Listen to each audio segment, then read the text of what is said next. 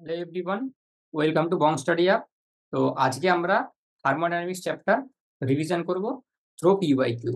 আর তোমরা যদি একবার তোমাদের যে শর্ট নোটস বা এগুলো যদি রিভিশন করে আসো, তাহলে তোমাদের ভিডিওটা বুঝতে আরো বেশি সুবিধা হবে এবং কোশ্চেন সলভ করতে পারছো নাকি অ্যাকচুয়ালি রিয়েলিটি তোমরা এখানে বুঝতে পেরে যাবে। ঠিক আছে? আচ্ছা, স্পন্টেনিয়াস বলছে। স্পন্টেনিয়াসের জন্য ডেল্টা জি কি হওয়া দরকার? লেস দেন জিরো হওয়া দরকার। বাট নন স্পন্টেনিয়াসের জন্য delta G greater than zero হওয়া দরকার, এটা সবাই জানো। আচ্ছা, তো এটা এই অপশনটা তো কোনোভাবেই সম্ভব নয়। Option C, option D, not possible any process, এটা পসিবলই নয়। স্পন্টেনিয়াসের জন্য delta G less than zero হওয়া দরকার। আচ্ছা, ডেল্টা জির একটা ফর্মুলা ছিল, delta is equal to minus T delta S.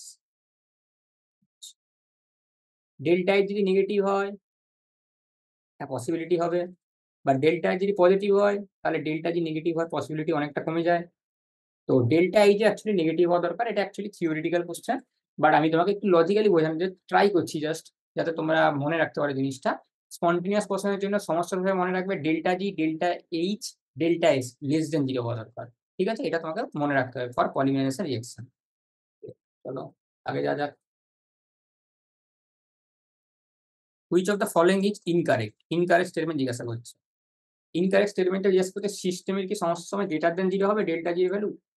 এটা তো ঠিক, তোমরা পড়ে এসেছো এনথালপির ক্ষেত্রে, এন্ট্রপির ক্ষেত্রে ডেল্টা এস এই সিস্টেম আর ডেল্টা এস সারাউন্ডিং, এটা তো তোমার সবসময় গ্রেটার দেন জিরো হবে। ঠিক আছে, আর delta G system less than zero হবে পসিবল। স্পন্টেনিয়াস রিঅ্যাকশনে বলা আছে উপরে, দেখতে পাচ্ছ তুমি।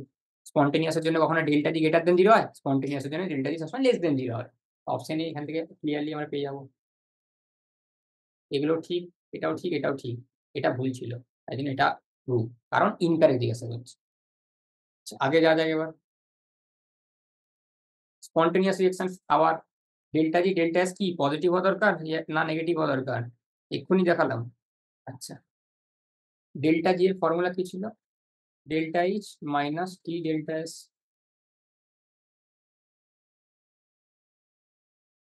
আর যখন যখন স্পন্টেনিয়াস রিঅ্যাকশন বলবে, এক্ষুনি বলেছিলাম যে ডেল্টা জি তোমাকে মাস্ট বি নেগেটিভ হতে হবে, আর ডেল্টা এস ও নেগেটিভ হতো যদি পলিমারাইজেশন রিঅ্যাকশন হতো। এক্ষুনি তুমি দেখলে, যেটা থিওরিটিক্যাল ছিল। আর যদি এখানে তোমাকে নর্মালি তুমি যদি লজিক্যালি হবো, ডেল্টা এইচ এর ভ্যালু মাইনাস বি, টি আর ডেল্টা এস এর ভ্যালু পজিটিভ, তো ওভারঅল কি নেগেটিভ হবে বলো? মানে ডেল্টা জি স্পন্টেনিয়াস হয়ে গেল। লজিক্যালিও তুমি ভাবতে পারো। ঠিক আছে, অপশন সি। আমি আবার রিপিট করছি, পলিমারাইজেশন রিঅ্যাকশন থাকলে সবগুলোই নেগেটিভ নেগেটিভ হবে। ডেল্টা জি, delta H, delta H, delta জি, ডেল্টা এস, তিনটেই নেগেটিভ হবে ফর পলিমারাইজেশন রিঅ্যাকশন। আর যদি নর্মাল কোনো কিছু থাকে, সেখানে কি হবে? ডেল্টা এইচ নেগেটিভ হবে আর ডেল্টা এস পজিটিভ হবে, যেটা তুমি এক্ষুনি লজিক্যালি দেখতে পারো, ম্যাথামেটিক্যালি বসিয়ে। ঠিক আছে, আগে যা যাক। ইজি ইজি কোশ্চেন দেখো, এইসব কোশ্চেনগুলোকে বাচ্চারা ভয় পায়। আইডিয়াল গ্যাস অ্যাডিয়াবেটিক্যালি বলা আছে ভ্যাকুয়াম।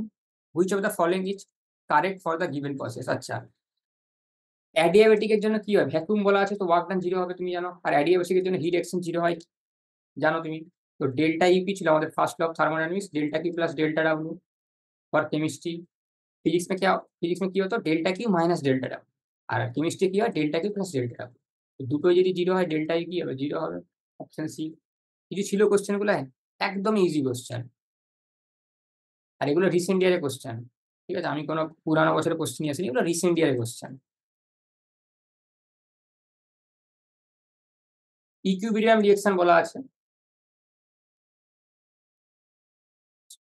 এবার একটু আগে যাওয়া যাক,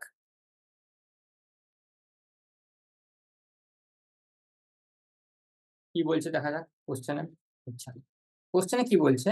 an ideal gas expand adiabatically against vacuum, which of the following is correct for the given process? এটাই তো এক্ষুনি করলাম, আই গেস। সরি, এটা রিপিট হয়ে গেছে তোমার কোশ্চেনটা, sorry for that. Okay, the heat of neutralisation of a strong being acid. Reaction করাচ্ছি প্রথমে HCl প্লাস NaOH, অ্যাসিড আর বেসে রিঅ্যাকশন করবো। NaOCl প্লাস H2, এটা তো সবাই জানে, এই রিঅ্যাকশনটা সবাই জানে। এর জন্য ডেল্টা এইচ কত ছিল? -13.7 KCA লেখাই আছে। আচ্ছা, পরে তুমি আবার কিছু অ্যাড করেছো HCl এর ক্ষেত্রে, NaOH এর ক্ষেত্রে, তো ডেল্টা এইচ কি হবে তখন? তুমি নিজে চিন্তা করো। আমি আবার রিয়েকশনটা এখানে লিখছি ভালো করে।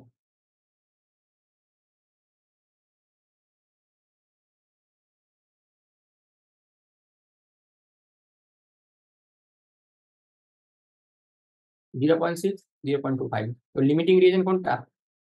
কোনটা ছোট? এটা ছোট, এটা লিমিটিং রিয়েজেন্ট। আর এনার্জি কত ছিল? 13.67।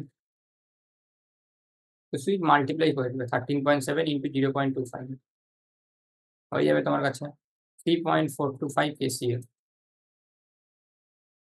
ঠিক আছে, এটাই তোমার তো ইজি কোশ্চেন। দেখো, যেটা লিমিটিং রিয়েজেন্ট সেটাই তো তোমার অ্যাকচুয়ালি রিয়েকশনটা যদি কমপ্লিট করাতে হয়, সেটা শেষ হয়ে গেলে রিয়েকশন কমপ্লিট না, যেটা কম চাপে যা।